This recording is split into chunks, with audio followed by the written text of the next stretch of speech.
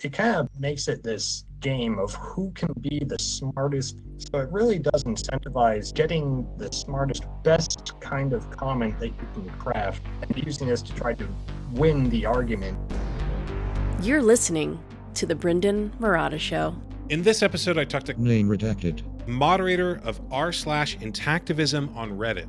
This is an in-depth discussion of social media platforms and how the incentives they create change the psychology of their users. We also talk about how to use internet memes to create laughter, change minds, and build online community. Plus, we talk about the importance of understanding the medium you're working in, whether it's a modern-day social media platform like Twitter or a classic platform like a novel. Now, here is our show. So I have to admit, at the start of this conversation, I have never used Reddit. Like literally never. At one point when my film was coming out, I was going to do an AMA on Reddit. And then I had 20 million things to do to get ready to launch the film. And that was one of the things that fell by the wayside. So I understand that you are the moderator of r/Intactivism. Is that right? Yes. Okay. What does that mean for the boomers in the audience? I mean, the other sophisticated people who've never used Reddit, and break that down for us. So Reddit is kind of an interesting social media forum site. It's about 15 years old at this point. It's gone through a lot of changes. Mostly it's made up of smaller individual forums or subreddits as they're called. It has a lot of various unique topics, everything from memes, discussions, debates, videos, news, pretty much anything you can imagine. And so what a moderator is, it's somebody who for free just goes through and... I have the broad strokes of what that means. I'm curious what it looks like for r/Intactivism. Like how big is that community? What sort of stuff goes on there? How did you get involved with them? So what does Reddit mean for specifically the community that you're a part of? Sure. So our Intactivism has been active for about a year now. It was made up by somebody we got control of. It's just over 3,000 members. It consists of people of all different backgrounds. Basically, we use it to share news, videos, podcasts, anything we happen to find on the subject, because when you think about it, this is a topic that if you don't look for it, it goes completely unnoticed. So for somebody who's interested in learning more, unless you're actively searching it out, you're probably not going to find anything. But what a community like this does is it brings everything together, or as much as possible, into one place, so people can get a consistent feed of what's going on in the Intactivist movement. One of the things I've noticed about different parts of the Intactivist movement is that depending on the social media platform that people are on, there tends to be a different energy or community there. Like Twitter Intactivists are very different than Facebook Intactivists. And so I'm curious what the unique aspects of people on Reddit are who are involved in Intactivism. Is that something that you could speak to? Yeah, I've noticed pretty big differences between the social media sites. So what sets Reddit apart from the others is that it's very comment-based. You can't respond to somebody with an image or anything like that, unlike Facebook or Twitter. So Reddit depends very much on the written word of the users in order to have discussions. That's the entire purpose of the original website. So something like this, where you get into a big heated debate, it's very helpful to have lots of sources laid out, well-written, punctuation, everything like that. It can really give you the edge, because somebody who doesn't know anything, who's on the fence, doesn't have strong opinions one way or the other, scrolling through and reading through the comments, one side can definitely stick out more than the other, and can definitely be the difference between persuading somebody to one side of the argument and somebody dismissing it as randos arguing on the internet over nothing. Well, now, are the people in r/Reddit also going on other Reddits and bringing up the issue or doing sort of outreach and things like that?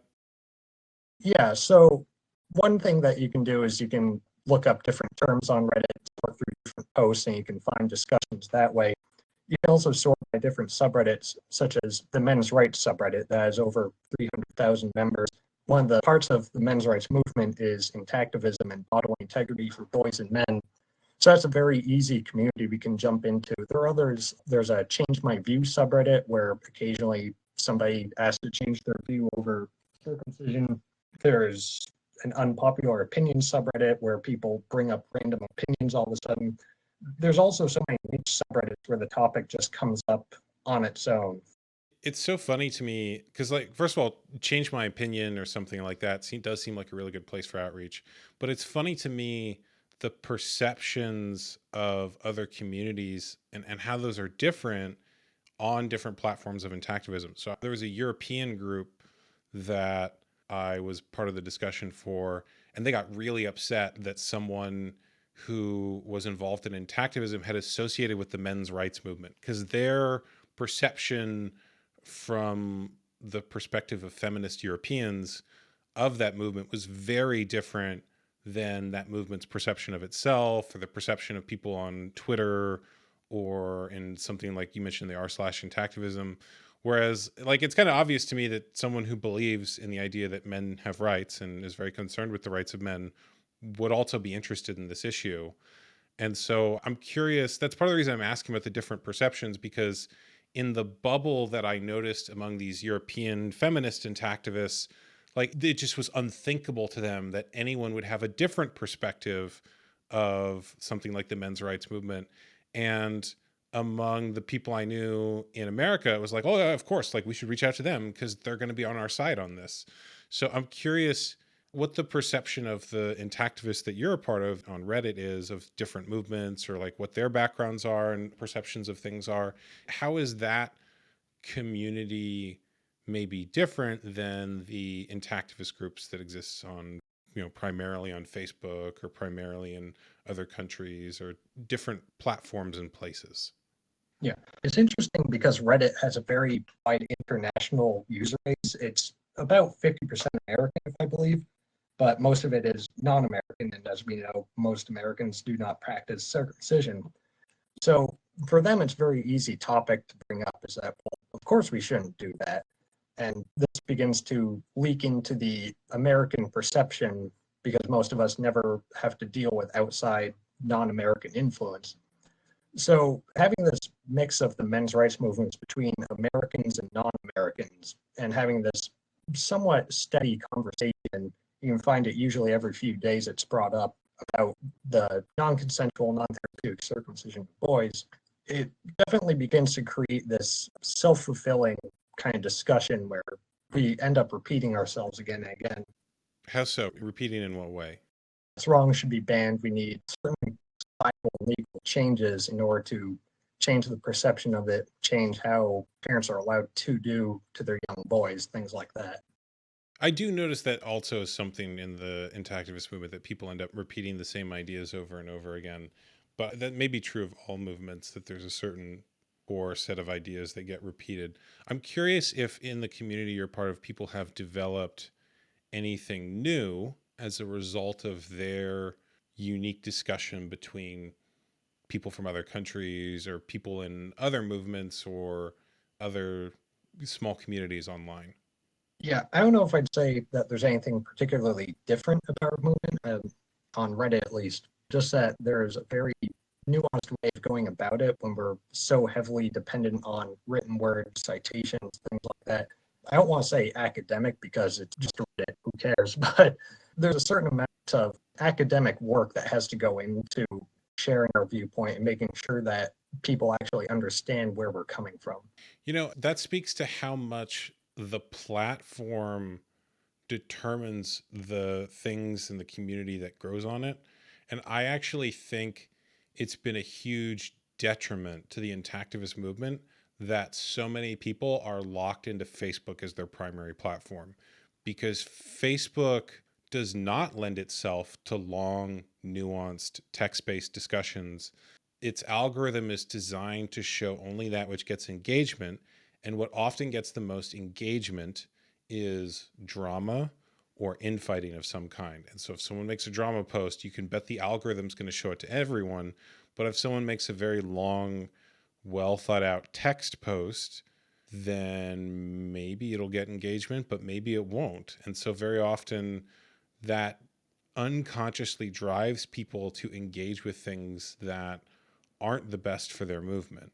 And it sounds like the incentives of Reddit are towards long, thoughtful text discussion. Is that accurate to say?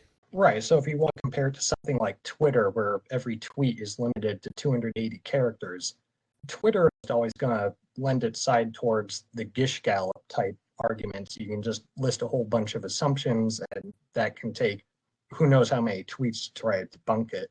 And I know you use Twitter. I feel like it lends itself towards being, well, see, like, I feel like it lends itself toward being really pithy. And it's like you have to win the argument in as few words as possible. And I don't use Twitter as much now because I think they've changed a lot. It's useful for different things, I'll put it that way. But I don't know that most people are looking at social media as different tools as much as like they just get into a particular platform and then get comfortable there. And right now, I don't know that there are any big tech social media sites that I would recommend to people. I kind of feel like they're all things that you might want to use as a tool to reach certain people. But everyone I know who does social media content creation does not spend their time learning on social media. They get books and documentaries and things which they had to pay for. And it's almost like, you know, all the good drug dealers don't get high on their own supply. And so everyone I know who creates social media content is like, oh yeah, I never touched that stuff myself, but like, you know, it brings the business in and all of that stuff. So there's a reason I chose podcasting as a format, you know, something that you actually have to subscribe to and listen to in long form and all of those things. And that, you know, it's something that you can get directly to your phone and not have algorithmically filtered what comes to you. And of course, everyone subscribes on YouTube and I get more views there than anywhere else. Yeah, my theory on intactivism and social media is this. So we think of other contentious topics in our society, right? Like abortion or capital punishment. We're all aware of the issue. We're aware of why it's an issue. We hear about it somewhat regularly from mainstream media. Politicians make it part of their platform. We've probably done a report or even a mock debate at some point in our schooling. When it comes to the topic of circumcision, because there's such a high taboo around it, it goes completely unspoken. People can go literally years of their lives and this topic simply never presents itself. And for a lot of people, the first time that it may come up where they have to have a serious discussion is if they're pregnant and they're expecting a boy. Well, of course, during pregnancy, you have 9 months. There's probably a million things that you have to get ready for and learn and prepare for. I can confirm that as someone having a baby in August. Right. So you have a population of people who don't know a lot about the issue. They don't have a lot of motivation to go learn about it. If, depending on where their physician is pushing them, they may be pushed automatically to do it. They may be left to their own devices to look it up.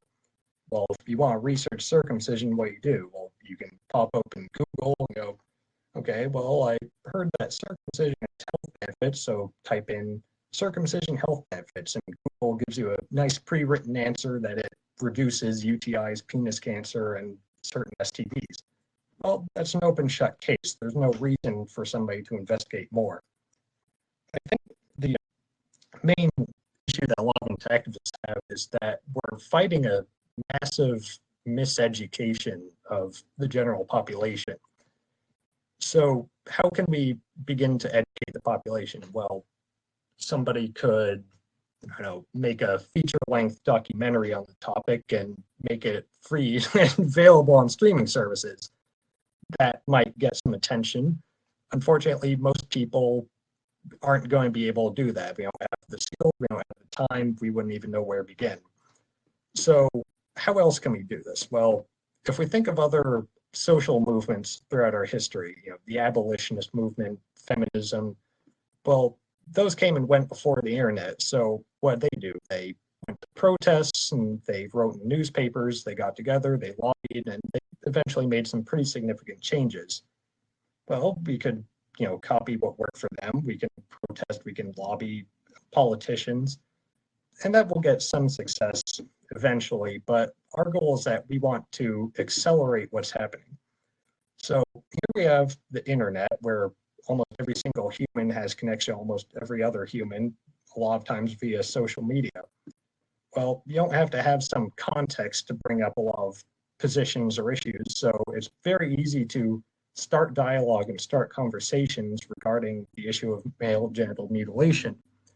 And it's very hard to run and hide when it's being brought right into your face. So using these social media networks is a great way we can forcibly inject the conversation into everyday life. So this begins to force them to have to think and discuss an issue, preferably long before they have a child. And this makes it much more likely we'd be able to have a critical discussion of it to really challenge these kinds of ideas that we may have lingering from middle school or something. I would actually debate that the idea of previous movements was like now I'm curious, like, what about the tactics of something like the abolition movement? Because on an earlier episode I talked with someone who was a historian about the history of human rights, and what she had said is that the concept of human rights may have been inspired by early novels which portrayed characters from different classes and gave people empathy for them. And I know that the abolitionist movement had a huge breakthrough moment with the novel Uncle Tom's Cabin, which portrayed, I mean, like, the term that came out of that book is derogatory, but the protagonist of the original novel was someone who's very sympathetic. So it wrote a sympathetic slave character and made you want this guy to be treated well. And of course, he wasn't treated well. And that was like a big watershed moment for the abolitionist movement that changed a lot of people's perspective on the issue. So I would actually say that the tools of creating art or social change are much more available now, because who had a printing press in the mid 1800s, right? Like, that was actually difficult technology to get your hands on. Whereas now anyone can post on the internet. So, like, you don't have to wait for your novel to be published. You could tell your story now. And it sounds like that there's forums and places where people are telling their stories. It's just that, like any artistic or publishing endeavor, some get more attention than others. So, like, there may have been other things written around the time which were not as breakthrough as that novel, but there's always the possibility that someone will have I mean, that's the challenge that all artists have now, is there's so much content that breaking through the noise and making something really good is a challenge. But the opportunity to do so. Yeah, maybe the abolitionist movement wasn't the greatest example, since that led to a civil war. I mean, that is Yeah, we have a much greater. it's a method of social change there too. Let's not discount that. It worked. Give them that. Yeah, but we have this ability to reach each other very quickly, and a lot of times you think about getting into arguments with random people on social media. A lot of times you're not going to change somebody's mind. Sometimes you do, though, and you kind of think of it like this. If you ever watched a political debate, have you ever seen one politician go, you know what, my opponent makes a good point, I'd like to concede? No, they never agree, they never change their opinion. Their goal isn't to change each other's mind. Their goal is to change the opinion of the audience, to persuade the audience of their opinion. That's kind of what the goal should be if you're going to be getting into these kinds of discussions and generating this kind of content, is to not persuade whoever the heck is arguing you tooth and nail, but to show to the audience that one side is trying to be compassionate, reasonable, show empathy for newborn boys, or the other side is just regurgitating these kind of body shaming, bullying, almost sexualizing of children in some cases. Yeah, it reminds me, we were talking about debate on Twitter earlier. I feel like Twitter debate is often not about really nuanced perspectives that take a lot of long citations, as much as it is like that you're putting on a show for your audience, and whoever is putting on the better show is often the person who wins, and there's almost no substance to debates on there, which is why certain trollish internet personalities and former presidents really loved it as a medium, because there was no content. You could just say crazy stuff, and then if it was fun to watch, people would keep watching. It was sort of the pro wrestling medium of internet social media. But as someone who grew up on the internet, I kind of feel like people lost something with stopping like forums and private communities where people knew each grab the other, and you popcorn. would have very long text replies, and you could like listen to two people who clearly knew their stuff get into a debate and like quote text each other, and it would go on for several pages, and like maybe you didn't know as much as either person, but you could like kind of listen to them and see what they were doing. Podcasts kind of fill that format now. You'll have like a very long form discussion, but it's rare to see a podcast debate because, like, I don't know, I actually feel like that would be a format that would still be useful. There were some attempts to do that in the past, but I haven't seen that take off in a particular format. People have kind of siloed themselves in various social media platforms that are actually not siloed at all and open, and then get mad when they cross into with someone they have who has a different perspective. So I'm curious, it sounds like when you all are talking to someone who has a different perspective, sometimes you're playing for the other people who are reading because you know this person is an ideologue or whatever and not going to change their perspective. Do you also try to find people who, let's just go back and ask, how is it you decide where to spend your time in terms of talking on other communities or reaching out to people? Is it just sort of a trial and error of different people in the community, or is there a different way of going about it? There definitely is some trial and error in figuring out what different communities' views are on certain things. Some communities are going to be very for our opinion ideals, others not so much. So let's take, for example, some mothering communities. So expecting mothers. A lot of times they can show up, they're asking advice over cloth diapers or bottle feeding or whatever. Occasionally they show up and asking a question about circumcision. They say, I don't know what to do. Sometimes the mom is kind of against it, but dad is really for it.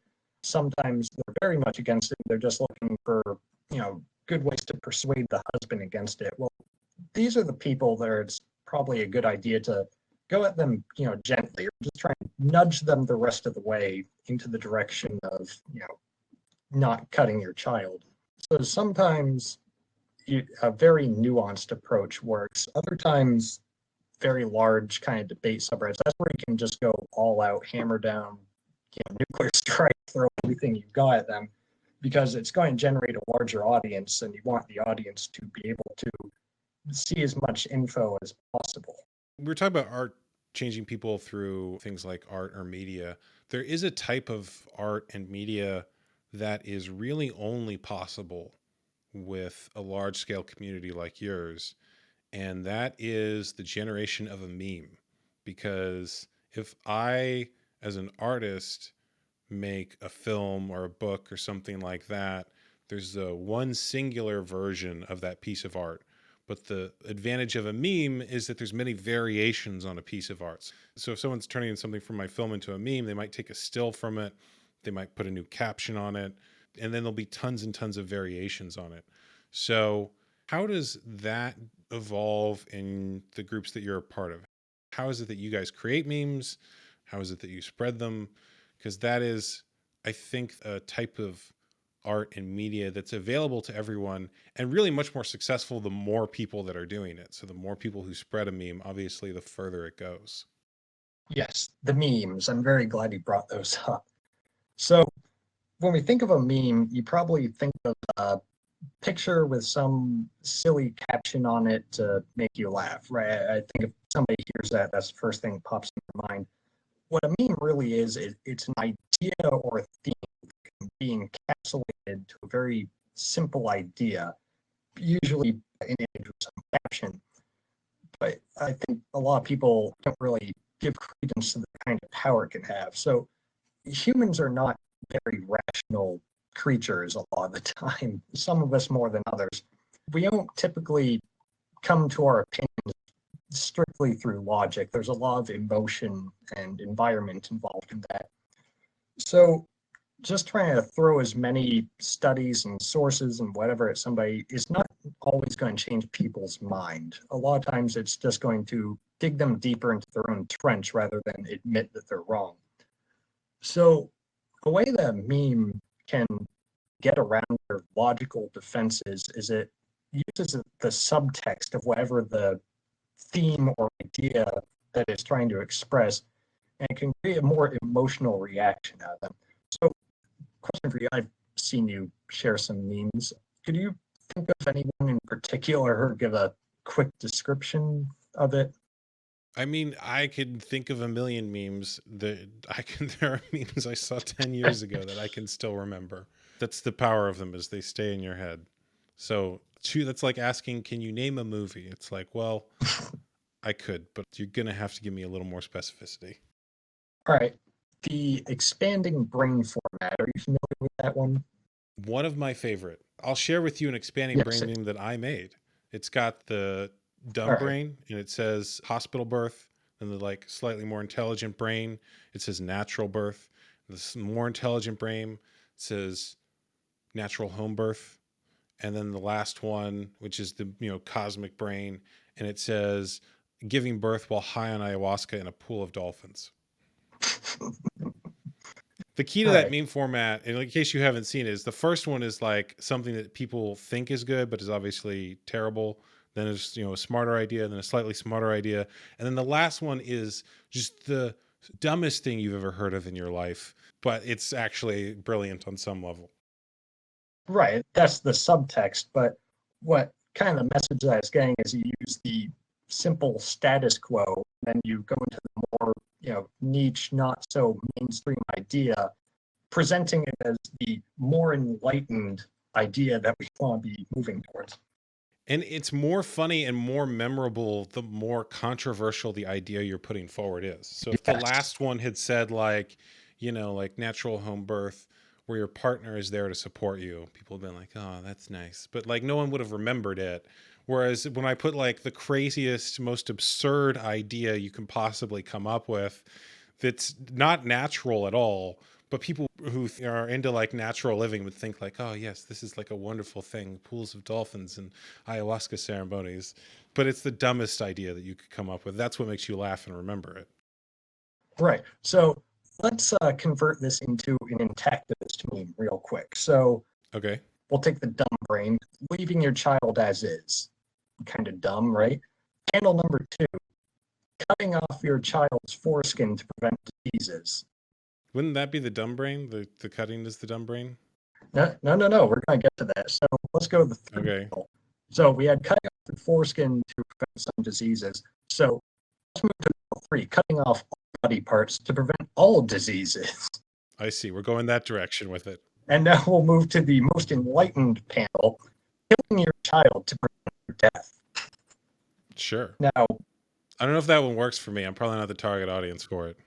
Maybe not. Memes work easier when you can see them, but that's true. Part of the impact is all of these things. Explaining the meme is a bit like explaining a joke. It's like, I guess I can see how it was funny before you explained it. That would be something used in a mocking fashion to make fun of the disease prevention. So sure. There's another series of memes that I'm quite fond of. It's Doctor versus my foreskin.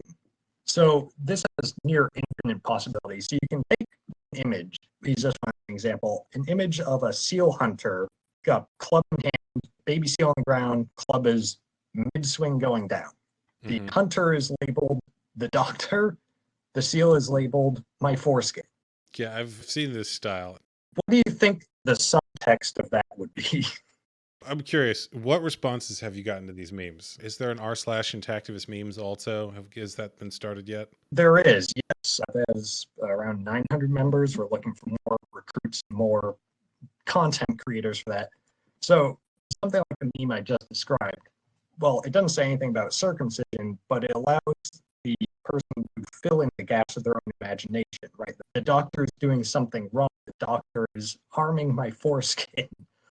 So we're talking about our meme formats in which you put Intactivist content into the format. What I would be curious about is, are there formats that you could create that are inherently intactivist in some way?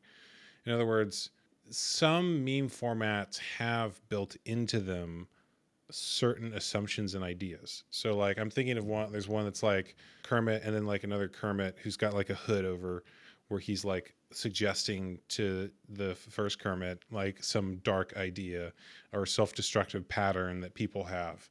And that one has, even though it's like a silly meme format you can plug anything into, has built into it the idea of like that we kind of sabotage ourselves sometimes. And so obviously there are meme formats that have certain political ideas built into them. And I'm wondering if there's a possibility of creating a format that other movements and people could steal, but that would still have some sort of idea built into it. Right. So all memes inherently have an idea built into it. So what we really want to do with a meme is that it's used to subvert somebody's logical thinking process. You want them to have an emotional reaction to it. So if somebody sees, one of these memes we just described, you want them to kind of laugh at it, laugh with it. So what you've done is you've slowly begun to erode their kind of defenses that they would have that circumcision is bad, these kinds of arguments that get knee-jerk reaction to. And we're able to do it. I have a slightly different objective with memes, but go on. Sure. But what we're doing is we're slowly building up this idea that circumcision is bad, that circumcision is something men can complain about. And the idea is to have it be so ironic, so satirical, is that somebody doesn't even know if you're being serious or not. This kind of builds this momentum. You want to be doing this with lots of memes in lots of areas. And this begins to generate the idea of accepting the anti-circumcision type viewpoints, that men can complain, that men do complain. Is this way to generate the discussion without having to be so confrontational right from the get-go. So I could see how that's like a way to start the conversation if you start it with humor or something that's not logical or just sort of funny, attention getting in some way. I have a slightly different perspective on memes, which is I think that memes allow you to embed something in someone's mind that sticks and is memorable. And that the goal of memes is to be remembered and shared. Because if you give someone a study or something that their mind can immediately understand, they'll think about it during the time in which it's in front of them and then immediately forget it. Whereas if it doesn't quite make sense to them, or it's a little jarring, or it's provoking a big emotional reaction, it will be memorable and they'll come back to it and think about it later. And variations on a meme allow you to have novelty while also repeatedly hitting someone with the same idea and image. So individually, the memes that we've described, you might see them, you might think they're funny, you might laugh. But if I posted 200 of them in your timeline, by the 180th one, you'd have unconsciously absorbed the ideas of them, and they would be embedded in your consciousness in a certain way. And I feel like a lot of the memes that people have absorbed around circumcision that are pro-circumcision happened the same way. So things, there's like the "it's cleaner" meme, or "he should look like his father" meme. Like these memes aren't really good memes, but they hit people usually at a time in which they did not have the same mental defenses they do as an adult. So if, like, I know as a kid, like there's all sorts of movies, art, songs, things that I saw that now as an adult, I'm like, that was not a very good movie. Like, I don't know why I liked that as a kid, but it's because I didn't have a lot of experience seeing art or watching movies. And like someone showed it to me in my formative years. And I just thought, well, that must be what a good movie is, because I haven't seen a lot of movies. Like that was what people showed me. So it must be good. And I think the same thing happens around ideas, that people are told certain ideas when they're young, and they go, well, that must be a good idea because the adults in authority over me are telling me it. And then, of course, there's repetition. So obviously religion is the biggest example of this, where people get certain ideas and they're repeated on a regular basis. But I think that cultural memes about something like circumcision also get repeated on a regular basis. And so I feel like part of the advantage of something like memes like we're talking about is that you can repeat an idea over and over and over and over in someone's timeline. And if you craft it right, it'll be so memorable that it will repeat in their mind as well. It'll stick and catch in their head in some way. And so they'll keep coming back to it. And as they do, they'll be sending certain messages to their unconscious through it. So I kind of feel like memes are idea viruses. And, like real viruses, the ones that effectively spread tend to stay with us for a long time and keep coming back. And the ones that don't effectively do that eventually die out. Yeah, you really hit the nail on the head with that one. I'm sorry, was there a question there? I was giving a different perspective on memes because definitely bypassing the emotional defenses is part of them, but I feel like that's the first step. And then once you're past those defenses, then that's actually when the work begins of like repetition and changing consciousness. So I was just offering a different perspective on it, or an expanded one, you might say. Yeah, no, you hit it exactly right. You made a good point about the pro-cutter memes, that it's cleaner, it's healthier, yada, yada, yada. They're kind of parroted and regurgitated so much that people just accept it as truth, even though if you take more than 5 seconds to think about it, it comes crumbling apart. So again, like I was going back to earlier, we have this very miseducated population who doesn't think about this topic, doesn't have any motivation to learn more about this topic, that by using these memes, these ideas, we can begin to stick into their subconscious mind, subverting their logical barrier, begin to make them really have to question what they think they've known, what they've been told so many times. But now that they have to think about from another angle or another perspective, it's going to begin to erode that original meaning, that whole sound bite that they've been told. I wonder if some of the craziness that people have experienced over the past couple years comes from the fact that many political events are starting to mirror the absurdity of memes. That like there's like an element to them that's incredibly mimetic and doesn't make sense, but is also kind of funny at the same time. I'm even thinking about, so one that occurred in Intactivism was the presidential candidate Andrew Yang talking about circumcision. That gave the media more to talk about and more attention because the person who asked him about it was a random Twitter user who had the name Jellyfish Rave. And so like if a regular reporter had asked him that question and he'd said it, it wouldn't nearly have been as mimetic or funny as a Twitter user with that name asking the question. And then like the last name Yang obviously gave a lot of juvenile minds something that they could rhyme with. And that produced a whole new set of memes. And so like the mimetic nature of it, I think caused it to spread further. Whereas the nuanced comments that he gave after, or the nuanced comments other people gave after, didn't spread as far because they weren't as mimetic or funny as Jellyfish Rave asking a presidential candidate about circumcision and his perspective on it. Like that was more mimetic, so people talked about that more, but by the virtue of the fact that they talked about it more, it spread further. So now I'm thinking, like it's sort of counterintuitive to most people's instincts when they think about presenting their political issue. There's this idea of like, oh, well, we need to like present professionally and make sure that people understand our message and be very respectable. But actually, when most people go to media, they want the same thing from the news that they want from every other show, which is for someone to put on a show and entertain them. And if you can still get your message out, say intelligent things, share a new perspective, convince people, but do that in a way that's entertaining, it almost seems better. So I'm curious, with the people that you know and stuff in your community, what do you guys do to entertain and put on a show? Because I know enough about Reddit and social media to know that it can't be serious all the time, that even though there's some long intellectual posts, that there's still got to be some moments that have been very funny for the group that you have. So I'm curious what those might be.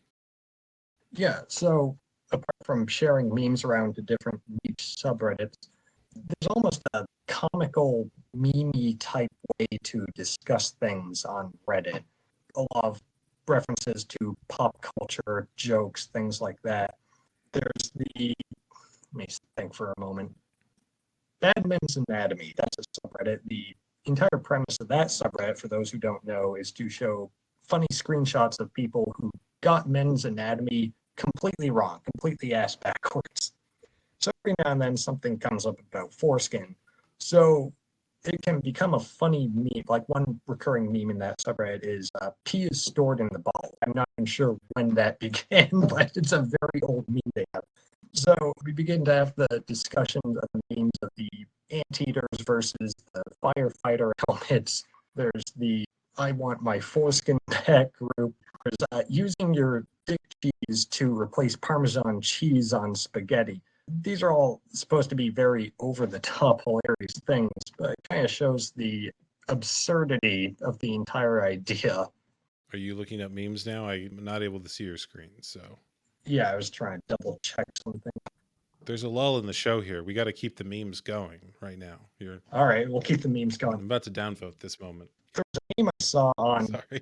Yeah, there's a meme on dank memes I saw probably a few months back. It had the caption, "What I imagine I'd be doing right now if I still had my foreskin." And the image was that of a flying squirrel, legs and arms outstretched, flying through the air.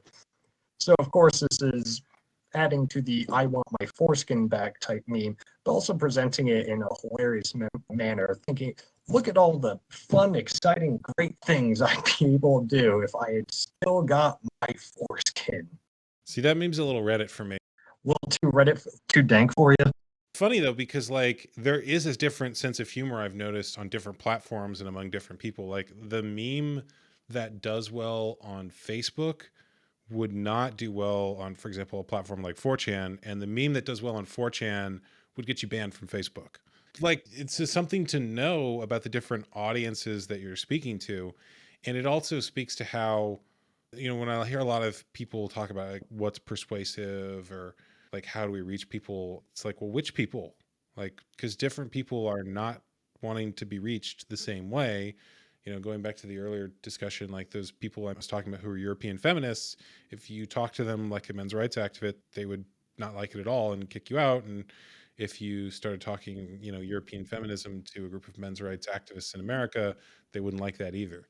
So now I'm thinking about like what style of humor does well on Reddit, and is that different than other platforms? So have you noticed anything about which memes perform well on which platforms and in which groups, and which groups respond to certain types? Like, what are the differences there? I think on Reddit, a very big theme is self-depreciation. The running meme among Redditors is that we're all angry, neckbeard virgins living in our parents' basements with no friends whatsoever. So obviously we kind of run with that and use that kind of joke to just self-depreciating humor. Yeah. So anything like that basically works on Reddit. Memes shared on Facebook tend to be more of the wholesome type, more on the nose, less subjective.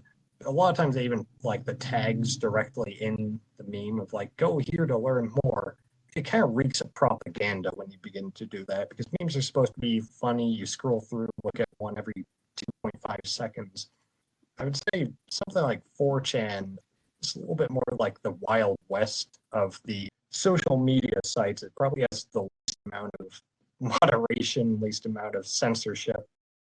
Yes. Speaking of memes, there's one that I saw, which was an image from Lion King, where one of the lions is showing the other, like, look, this all of the land as far as you can see, anywhere the light touches is ours.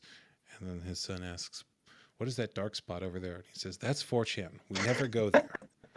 So yeah, one of the powers of 4chan, I don't use 4chan at all, but one of the powers of that is that it's completely and utterly anonymous. Nobody knows who anybody else is. So, in virtue of that, people can really go balls to the wall, over the top, into a lot of racist, sexist stuff every now and then. You also have to remember it's a lot of teenagers most of the time. Yeah, because there's no consequences. Yeah, so you give teenagers full anonymity on the internet. What do you think they're going to do? Well, it also speaks to how the way a platform is set up incentivizes certain behavior. So with 4chan, it's not even pseudonymous. You don't even have a screen name. Every post, there's absolutely no author and no idea who wrote it, which means that someone can make a post that's just like whatever part of their shadow they wanted to get out that day. They can put it on 4chan and they can walk away from it. And then what spreads there, part of the reason it has been a place where a lot of powerful memes have been generated, is that it is a pure meritocracy in the sense that there's no previous reputation. So like, I assume that a significant part of the people who are listening to this conversation are doing so because they saw something previously that I did, and then that made them want to see something I do in the future. But imagine if every YouTube video you clicked on, you had no idea who created it, and you were going in purely based on that video and what that video was going to do. Like, it would completely change the way creators do stuff, because you try way crazier things because, like, who knows what would work. But also, like, you might be willing to cross certain lines because there'd be no consequences if someone did. So that's very different than a place like Reddit, where Reddit is based on your karma and your upvotes, and you do have a reputation and you want to build that reputation over time. And so the way to do that and be successful on Reddit is very different than 4chan. And that's going to create certain incentives that cause people to act differently.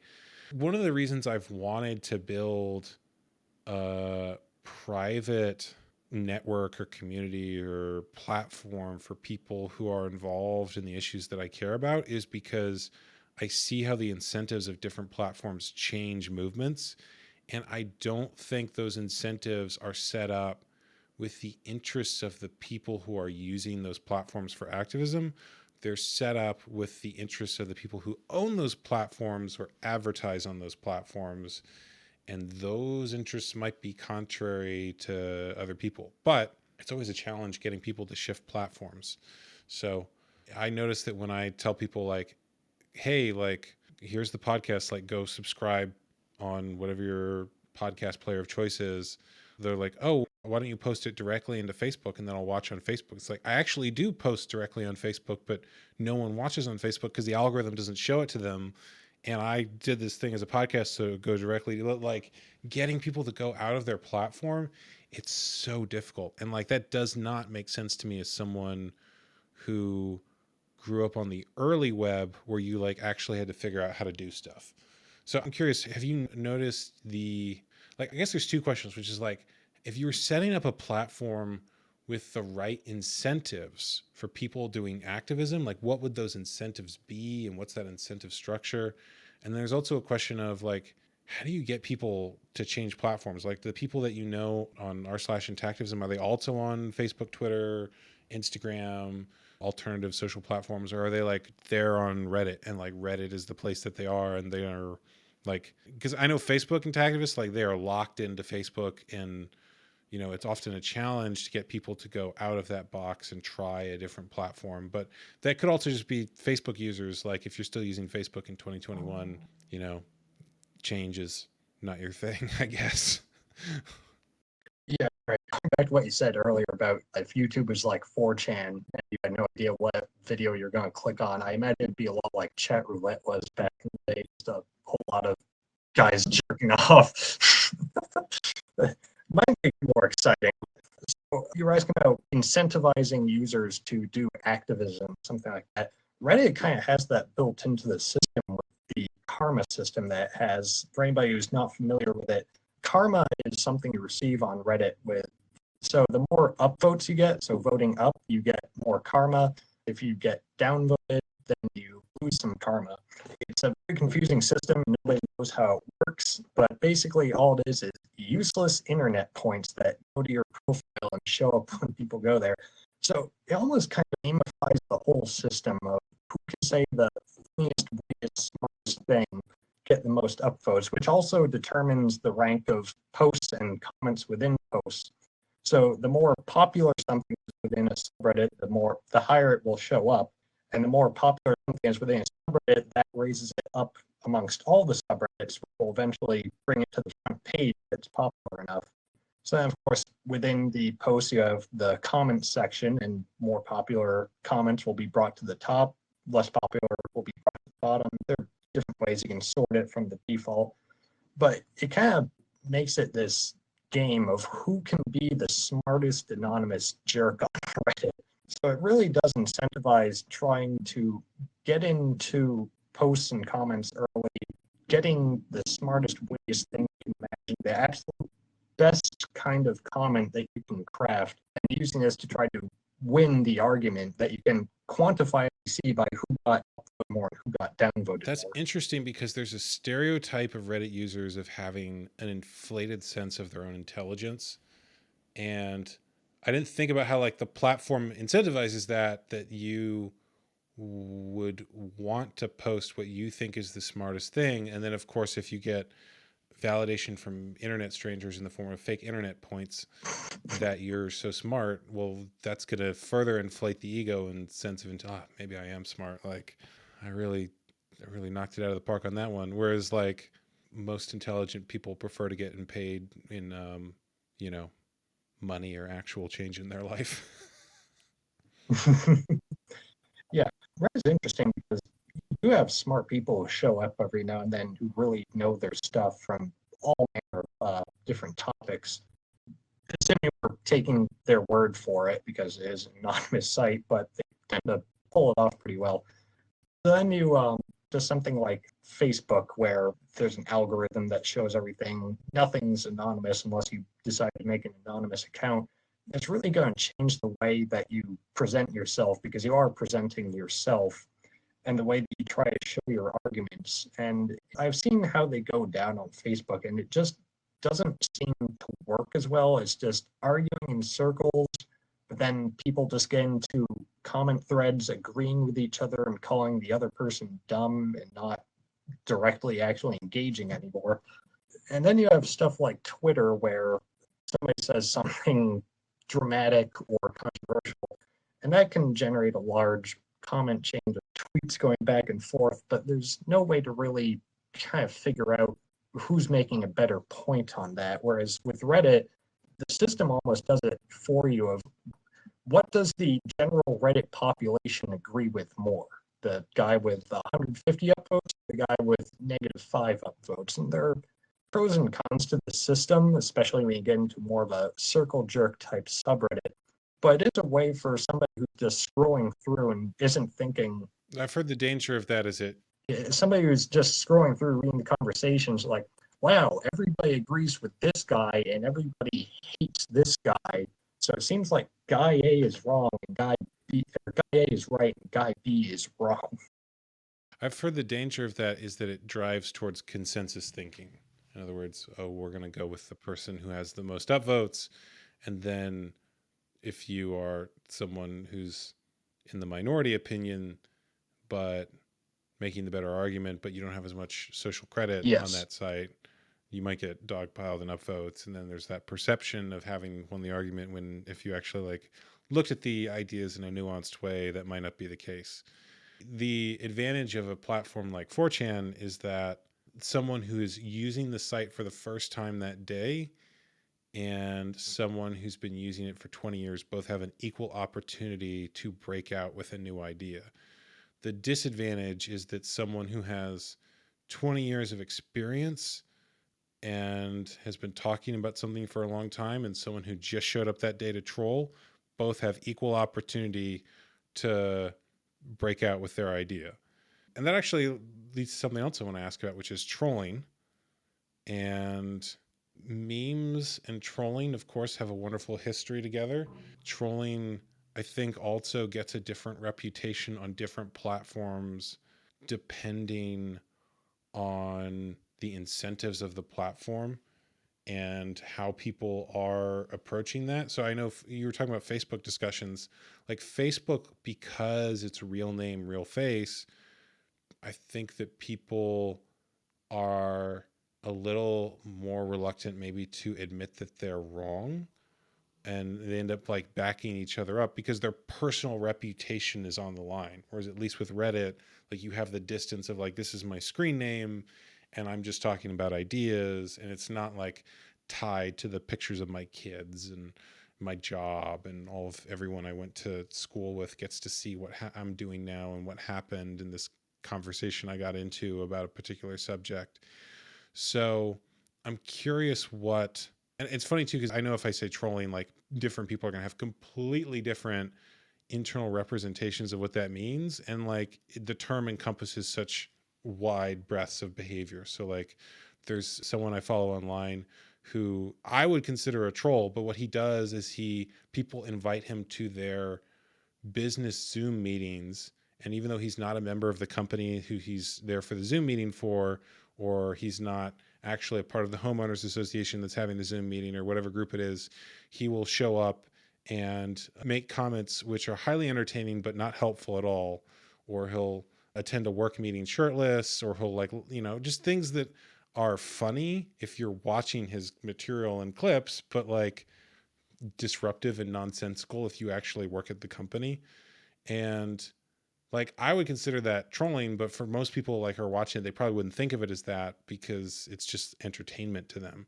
So I'm curious what trolling looks like on Reddit, and like how wide a spectrum of behavior that encompasses, and how like is that different than it exists on other platforms, or is that even something that you guys would consider part of the tactics available, or is that something where like the word has such negative associations and some people you wouldn't even go near it? Like how is that approached in the social media stuff you do?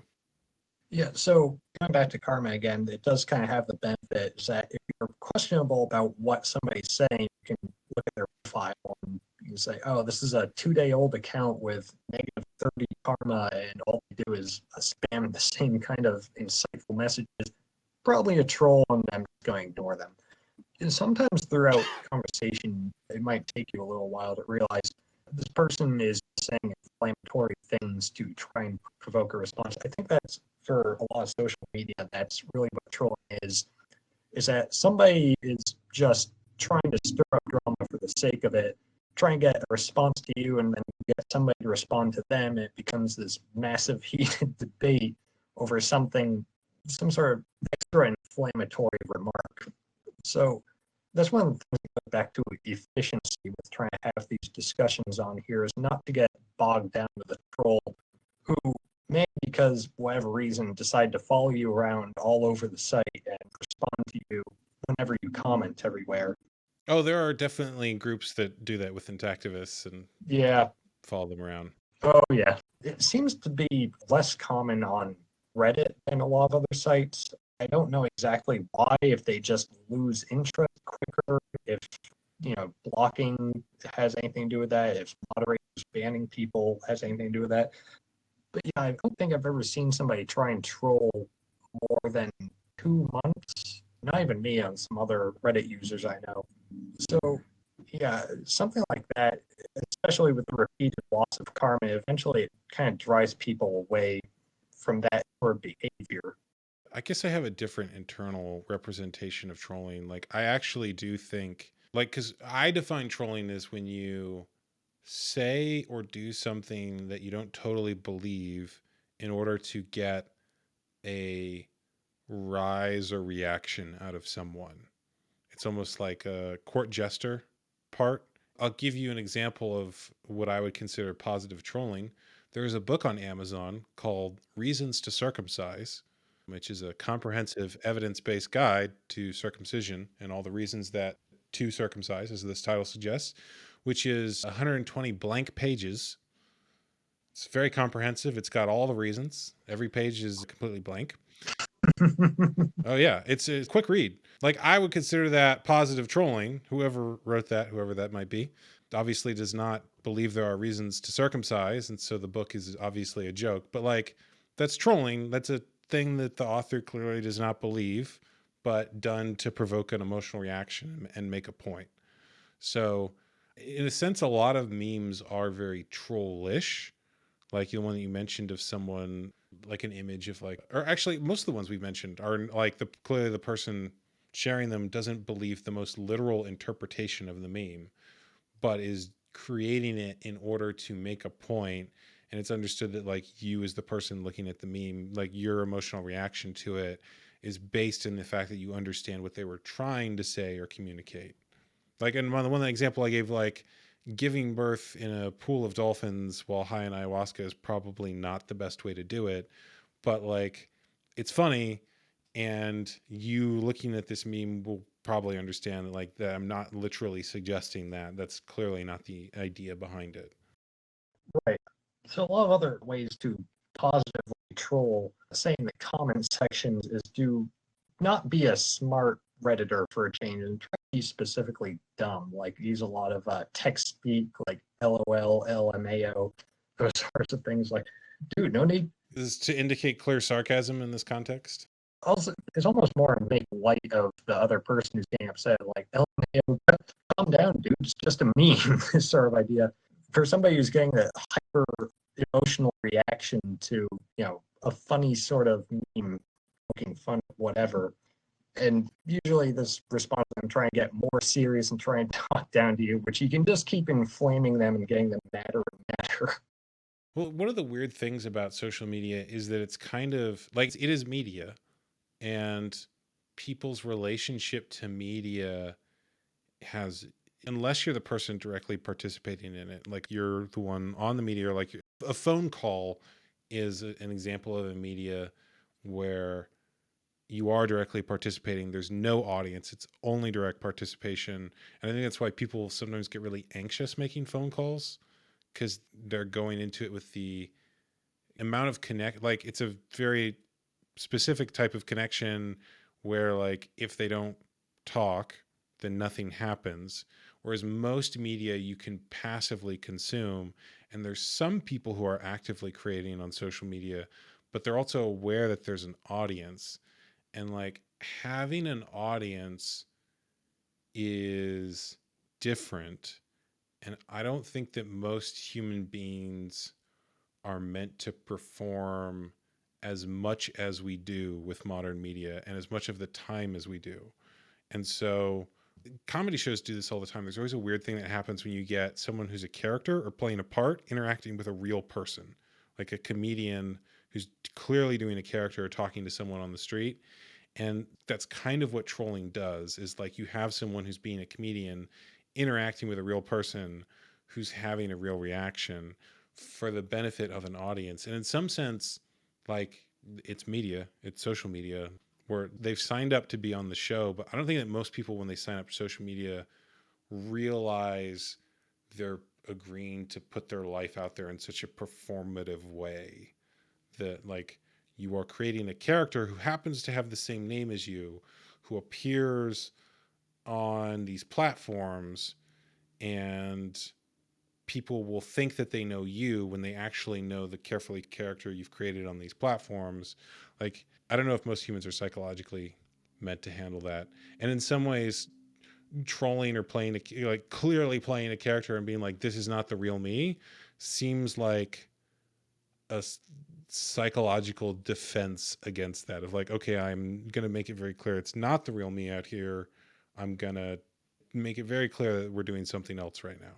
One thing I've seen some people do is to play the opposite. Instead of goody two shoes and activist, is to go completely insane pro cutter and go around and argue the absolute most extreme pro baby cutting you can imagine. I've done like pro FGM. I think you can imagine being the most absolutely inflammatory kind of character you can be, but also at the same time, kind of the hypocrisy and insanity behind the entire arguments of, well, you can do this. Yeah, it's parody.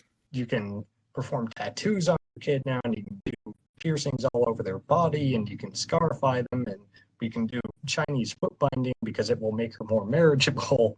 And essentially take their logical reasoning to the absolute extreme form and expanding it so much, you're kind of highlighting the utter insanity that they're trying to argue in favor of. Do you ever run into Poe's law where people don't realize it's a parody? They think that. Of course, especially if you're going to troll like that and argue pro FGM when people are disagreeing over whether MGM and FGM can be compared. One guy who has an account who will do that, just say, well, yeah, FGM is bad, but female circumcision is fine, and try to argue that two separate things. Of course, he's not serious, but he uses this to create a more inflammatory kind of response, typically from a feminist. Parody is really dangerous like that because I don't think most people can tell the difference. Well, that's the magic of Poe's law, is that people can no longer tell. Yeah. So before we wrap up, is there anything else that you want to add on the subject of social media and memes and all of those things? I think overall that this isn't going to be the solution that activists are looking for, but I do think that it's a very convenient and straightforward way that people can accelerate this sort of topic into people's consciousness, whether directly via discussions on it or subconsciously via memes and parodies and things like that. And I think that using these kinds of tools is something that can bring it to the forefront of the discussion on a society-wide level. I'll also add, it's just fun. Yes. Saul Alinsky in his book on activism says, like, the good tactic is the one that your people enjoy. And often when people are doing activism on this issue, like, they get tired, they get burnt out. Like, I've never heard of anyone who got burnt out making funny memes on their computer. I don't know anyone for whom that's happened. So, like, take a break and find a reason to laugh. And if you can find a reason to laugh while also educating people and sharing information, do that too. Exactly. Memes are empowering. It allows us to laugh at something that would otherwise bring us down. Makes us laugh. Gives us camaraderie among each other, especially with the more in-group you can make these memes. All right. Is there anything else you want to add before we finish up? I think that about wraps it up. All righty. Thanks for joining. Thank you.